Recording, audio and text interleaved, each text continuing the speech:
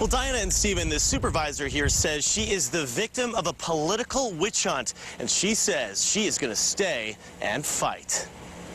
They've encouraged me to just stand tough through all of this, and that I was their only hope.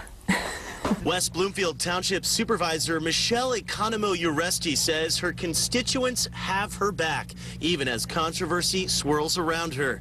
In an exclusive interview with Action News, Uresti says the perception that she and her husband got special treatment is flat out wrong. I think we were treated just like any other resident or citizen until the time that the police chief created a report 12 days later. Uresti and her husband, seen here in police dash cam video, were pulled over at 2 a.m. on August 13th. Uresti's husband, Matthew, was driving. According to the report, Matthew ran a light at Green Lake and Richardson Roads. An officer pulled him over. He smelled alcohol. A preliminary field breath test was done on Matthew. Police say he blew a .11. Instead of being taken in for a breathalyzer, Matthew and the supervisor got a ride home.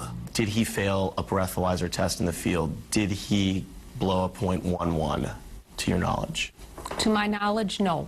I was never given any results. The officer said, can you pull your car over and I'll give you a ride home. It was his discretion. Officers use discretion every day. 2 out of 4 residents I talked to just the other day had mentioned that they had been given rides for being too tired. Meanwhile, another incident involving police is drawing more scrutiny on Uresti. Here you see police dashcam video of a prisoner escaping from his handcuffs and ultimately the police cruiser. The officer in charge of this arrest was suspended for 3 days for not securing the prisoner. Uresti tried to overturn the punishment, saying it was too harsh.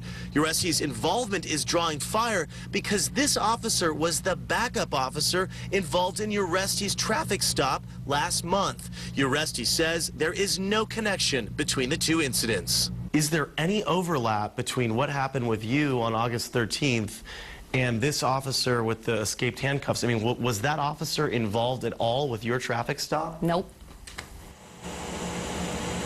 And Uresti says the other reason why she recommended that the punishment be decreased for that officer was because it was that officer's first offense.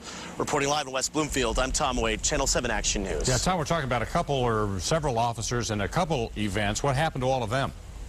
So the officer that was involved in the traffic stop back in August where he pulled over Uresti and her husband, he was suspended for 3 days for violating department policies. The other officer that let the handcuffed individual escape, or was accused of doing so, was also suspended for 3 days, and it turned out that even though Uresti wanted to lower the female officer's punishment, it didn't matter because of a procedural issue. So she too was suspended. Back to you. Tom. Even if politics is involved, apparently politics seems to be involved. Tom, thanks for the live report. Diana?